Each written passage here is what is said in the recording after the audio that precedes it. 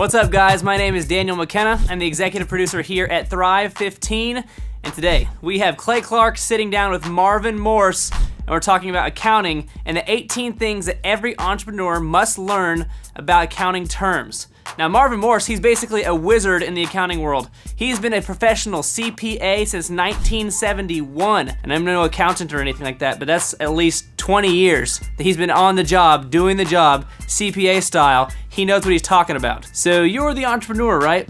You probably know a little bit about making the money, but you have to also know about keeping the money and where that money is going and where that money is coming from. And to even be able to do that or have these sort of conversations with your accountant, you need to be knowing these 18 basic terms that Marvin Morse is gonna lay out for you. Here at Thrive 15, we believe knowledge without application is meaningless, which means if you don't watch today's lesson and actually learn something and then actually apply it to your life or your business, watching today's lesson is going to be more meaningless than the Braille at drive-up ATMs.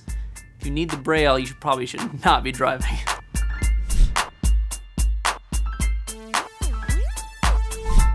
Marvin, thank you for being on the show, my friend. Thank you, Clem. Pleasure to be here. Well, hey, before we get into the 18 accounting terms that every entrepreneur must learn, I really want to ask you here, how long have you been an accountant, my friend? Well, let's just say it's been over 40 years. Really?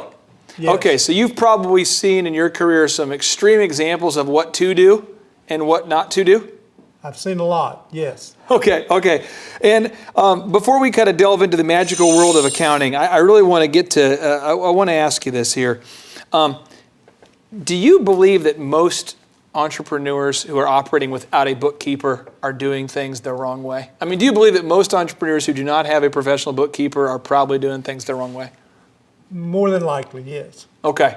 Well, I'm going to get into these terms, and when I'm going to kind of read the definition, and I'd like for you to kind of add a little bit of texture and explain to us what you think what it means from your perspective, and then give us some examples of really what some of the things we shouldn't be doing or some of the common mistakes entrepreneurs make. So I'll kind of lead you through it. So here we go. Term number one is the balance sheet. The financial statement that gives business owners a quick look of the company's financial situation at a particular date and time. This statement features the assets, liabilities, and equity. Marvin, from your perspective, what is a balance sheet really?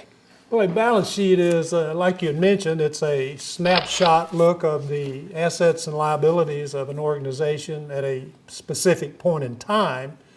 Lists the assets and liabilities, but if you delve a little deeper than that, it reveals things about the liquidity of the organization, their ability to pay their bills when they come due, the debt to equity ratios that are so important in maintaining your solvency and that type of thing.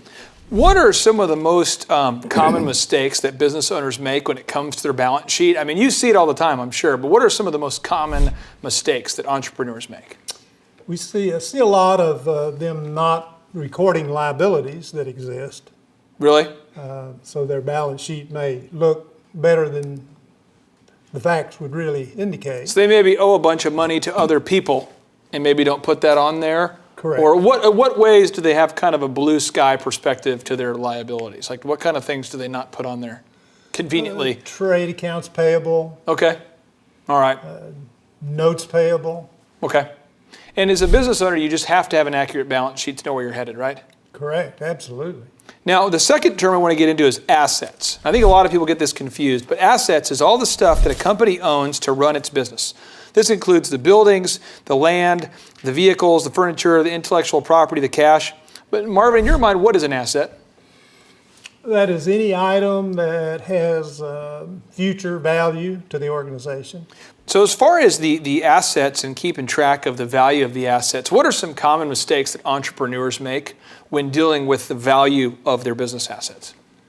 Well, many owners attribute more value to some of their assets than is really realistic, such as used furniture, used data processing equipment, that sort of thing.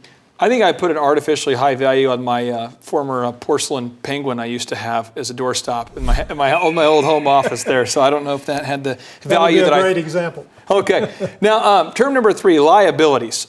Now this includes all of the debt that the company owes, such as unpaid bills, loans, bonds, etc. Marvin, in your mind, what is a liability? Well, a liability is any obligation, of course, for which the organization is responsible, whether or not that liability would be recorded on the balance sheet or not. One of my first businesses I started was called DJ Connection. And what we would do is we would do entertainment for weddings and corporate events. And we would charge the customer a deposit to reserve our services. And then we would go out and do the event 6 to 10 months later, typically. So a bride would get engaged, she'd book the DJ. We don't have to DJ for her until the summer. So we'd have her deposit. And so when I met with an accountant, he pointed out that I had all these liabilities because in theory, I still owed these people service that I hadn't rendered yet. It's a very good example. And I had that all messed up. So talk to me about liabilities and maybe some of the most common mistakes that entrepreneurs you see make a lot of times as it relates to their liabilities. Well, I think, again, the failure to record them, or in your example you just mentioned, you might perhaps receive that money recorded as income when in fact it really isn't income now, it's a liability until you provide that service. And so in that case, you would be overstating your income and understating your liabilities. Leases are very real liabilities, but don't typically get recorded on the balance sheet. Oh, a lease. So you owe money on the rest of your lease, your monthly payment. Correct. So let's just say my lease was $2,000 a month and it was for 5 years. I might have a $120,000 liability there. That's correct. Okay. So do you feel like that? And I just want to make sure if you're watching this and you're thinking, why do I need to know this stuff? Well, if you go and try to get a bank loan or you try to expand your business to get the capital you need, banks want to know this stuff. That's right, Clay. And if they don't feel comfortable that your financials accurately reflect all your liabilities, they'll likely just take the easy way out and decline your loan. Yeah, and this is if you're watching this and you feel like, oh man, I've been in business for 5 years and I've never done this stuff. I don't think you should beat yourself up, but you really do need a bookkeeper, right? Someone to help you with this? That's correct. Someone that understands basic bookkeeping and accounting that can at least get the essentials recorded properly in your financial statements.